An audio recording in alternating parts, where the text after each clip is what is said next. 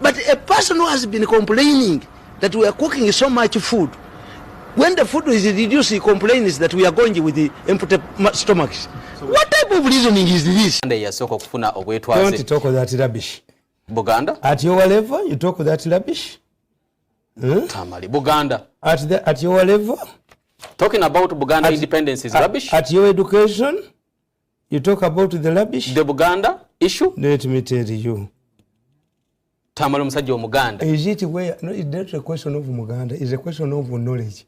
Buganda got independence. Which one? Nga munana. Kakati gwe kyotegeeza nti a woman became a virgin at her wedding day.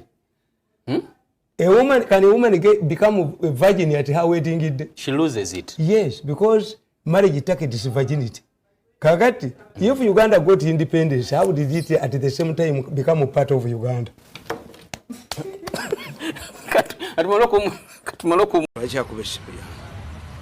Ase kwa leta sente msajja nzo kwa ina sente za leta ate tumumanyi segedde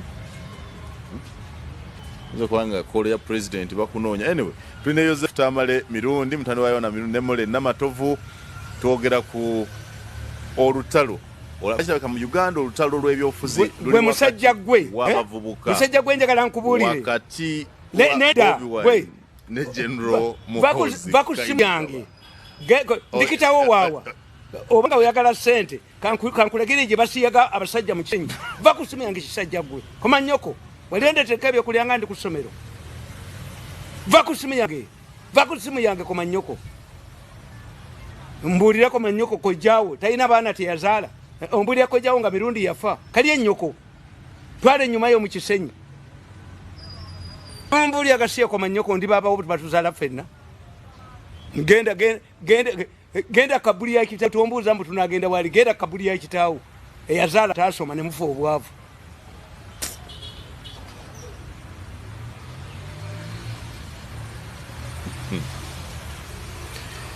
Joseph Tamale mirundi wale omuntu asayininga sikiwanga mirundi alituuka mu ggulu era bwe ndi musangayo nga atudde mu ggulu ndimanya nti Katonda muli wanguzi kubanga naawe nga mu ggulu mirundi ali baakolayo kimi oli bakolayo ki mu ggulu Yes. bwotyo kubanga This man has been ringing me for the last 2 months. Baby has something to give you. Ante abantu balowooza baba ne bakuwogambe mu 7 because also oli mu wa magazine. I have a distant relative who is sick. He's a thief. Thief mubbi. Oyo ngukwate 10 ng'omwereza ng'omwejja. Economy yali azise kwaffe yani identify chobola kikuba omanyi kati kino ekisajja sikinaako Luganda nakamu